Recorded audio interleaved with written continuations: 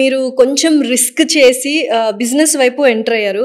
So ఆ టైంలో ఎలా అనిపించింది? లైక్ ఫ్యామిలీ కానీ వాళ్ళు కానీ ఎందుకు మనకి ఇప్పుడు బాగానే రన్ అవుతుంది కదా ఇంటీరియర్స్ డిజైనింగ్, క్లయింట్స్ వస్తున్నారు అని చెప్పారు.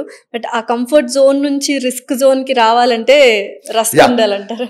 ఎగ్జాక్ట్లీ, మీరు అడిగిన క్వశ్చన్ బాగుంది. యాక్చువల్లీ కంఫర్ట్ జోన్ నుంచి రావడానికి రీజన్ ఏంటంటే, రైట్ మనకు శాలరీ వస్తుంది, అంత బాగానే ఉంది, ఎవ్రీ సాటర్డే సండే ఫ్యామిలీతో స్పెండ్ చేస్తున్నాము అంటే మండే టు ఫ్రైడే ఇది అనేది డెఫినెట్ ఒక మెకానిజం లైఫ్ లాగా అయిపోయింది. ఈ మెకానిజం అంటే కొన్ని సందర్భాల్లో మనకు తెలియకుండా మనమే ఎంతో లోపల మదన పడుతూ ఉంటాం. ఈ మదన పడాలంటే డెఫినెట్లీ బయటికి రావాలని చెప్పేసి ఆ డేర్ స్టెప్ తీసుకున్నాడే డెఫినెట్లీ హ్యూమన్. ఆ డేర్ స్టెప్ తీసుకొని ఎవరైతే మా మిస్సెస్ కానీ నేను ముందు అడిగేస్తాం అనుకున్న టైంలో తను నాకు బాగా సపోర్ట్ ఇచ్చింది. ఆ సక్సెస్ వెనకాల ట్రావెల్ చేసేది ఎవరంటే మనకు ఎవరైతే తల్లిదండ్రులు కానీ మిస్సెస్ కానీ ఎవరైతే మనం మంచి కోరుకుంటారో డెఫినెట్గా మనం ముందుకు వెళ్తాం.